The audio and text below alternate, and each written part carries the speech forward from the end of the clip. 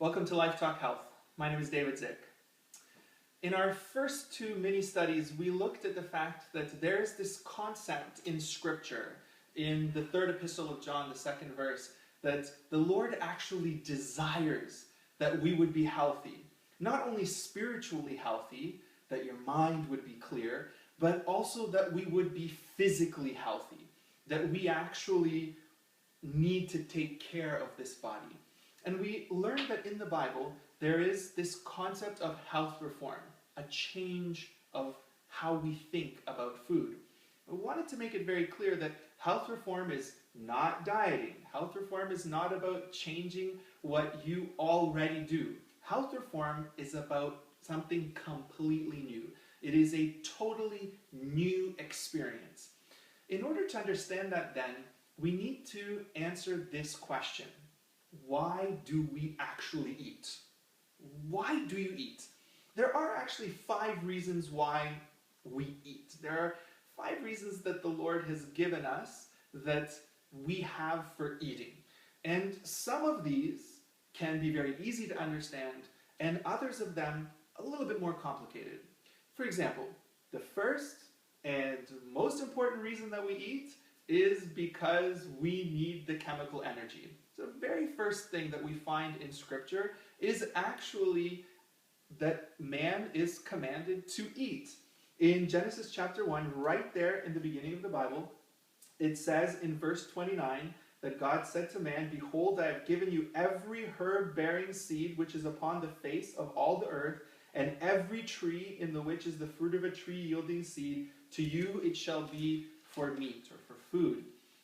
Right in the beginning of Scripture, the Lord gives the command to eat. And this is important because what we eat will in many ways reflect whether or not we actually keep to this kind of biblical health reform, a biblical way of dieting. So the first thing that we see when we look at food is that we need it for energy. We need it for physical energy. We need it because we receive chemical energy from it.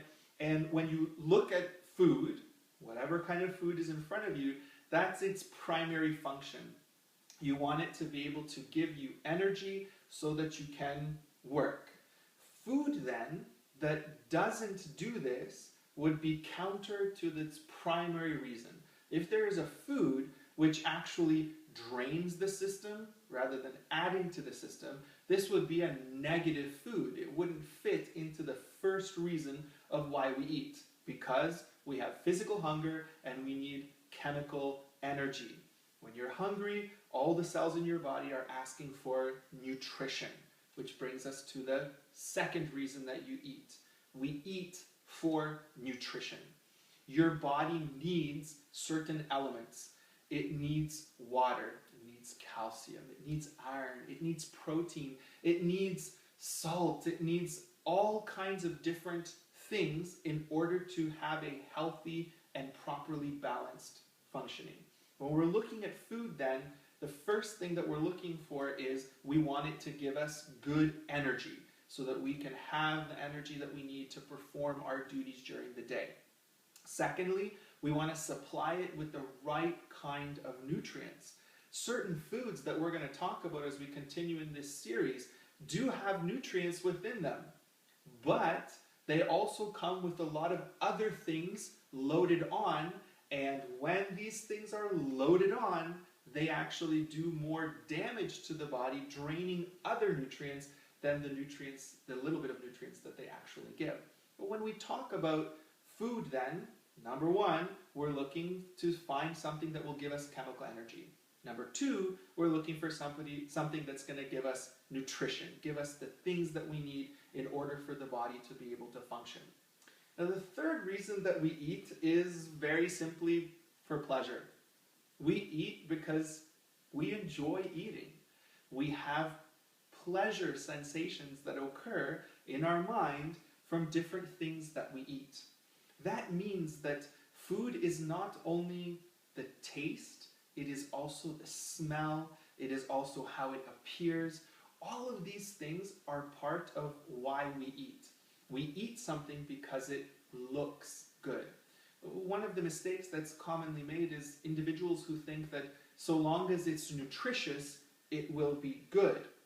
Well, because of the way your brain works and because of how it functions, even though you are convincing yourself that this is good for you, the fact that it doesn't smell good, it doesn't appear good, and doesn't set off the right sensations of taste, you are not going to care about how much nutrition it has.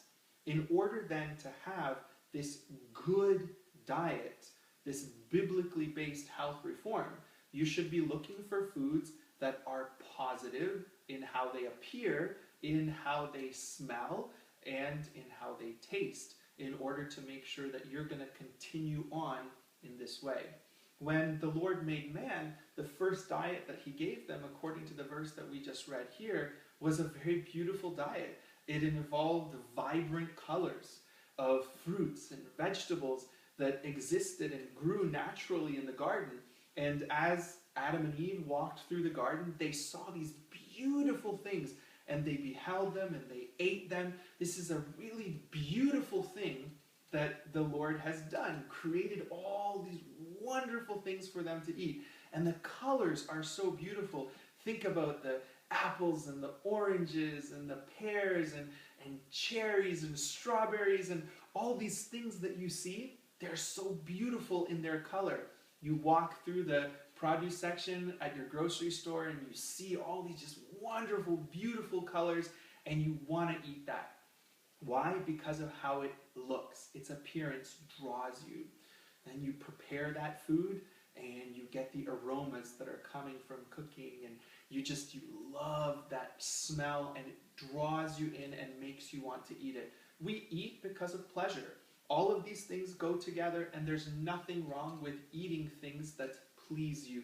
You should eat things that meet that characteristic. They should taste good, they should look good, and they should be good for you at the same time. If you look at this, then it's going, as a whole package, then it's going to actually help you to understand proper health reform, and you're going to be much more likely to stick to it than if you just say that you eat for energy and nutrition. We eat for energy, we eat for nutrition, we eat for pleasure, we also eat for custom. And this is sometimes overlooked. We are placed in situations where food has become part of the culture. This is why food shows are so popular, why there are whole entire television channels dedicated to showing people how to cook and presenting food to them. Food is central, it's so important. We've taken this necessary part of life, getting chemical energy, and we've made out of it a custom. Some of these customs, though, can be harmful. To eat simply for the sake of eating. But we do eat for custom. We've created certain times of the day when we eat, certain occasions where we eat, and these customs are part of why we eat. We eat because we've been put into the social circumstance that makes eating part of it. Going to a party, going to an event, having fellowship lunch at your church, all these kind of cultural custom events are a reason of why we eat. Those first four reasons are pretty simple to understand. The problem is that there is a fifth reason as well. We eat in an emotional fashion as well. And here is where the difficulty comes in. Because it is not only those fruits and veggies that were mentioned in Genesis chapter 1, but there are additional elements that are in man's diet as well. After sin came, if we go on now to chapter 3 of Genesis, we find that there was some additional food that was added. In verse 18 it says that now they will have to work for their food. Thorns and thistles shall it bring forth thee, and thou shalt eat the herb of the field. It's a little bit different from the fruits and vegetables that God talked about in Genesis chapter 1. Now the Lord informs them that since they are going to have to work for their food, it's not simply going to grow for them. That means they're going to need more energy. And so a new element was added to their diet, which is primarily carbohydrates, what we would call grains, the herb of the field. Wheat, things that require that they be cooked and processed in order that the body would be able to actually have use of them and be able to get the chemical energy for them. Rice is a perfect example of the herb of the field. Now that we are going to add these things to the diet, their purpose is to help us to work. Unfortunately, in today's society, where a lot of the work is done for us, either mechanically or by somebody else, we are continuing to live with the diet that is very heavy in these types of energy addition to the body, but we're not actually burning them off. We're not actually going out and producing grain for ourselves. We're allowing machines and farms, in some cases huge agribusiness, to be able to do this for us, and yet we are eating a lot of the same herb of the field as they were instructed to do when they were going out to eat. This then becomes a comfort to us and a comfort food. And in many instances, individuals now eat out of emotion. They're stressed, they go to the pantry and they grab something which is generally processed, very sugary, or high in fat, something that is going to please their pleasure sensations and distract them from the trouble that they're having. We do eat for emotion, and as a result, we have to be more conscious of what it is that we are eating. The question then is, why do you eat? You eat, and I eat, because we need energy, for nutrition, for pleasure, for custom, and for emotional reasons. Now, how are we going to use this information to be able to have that change with which biblical health reform brings about? That is what we're going to discuss the next time we get together at LyfeTalk Health.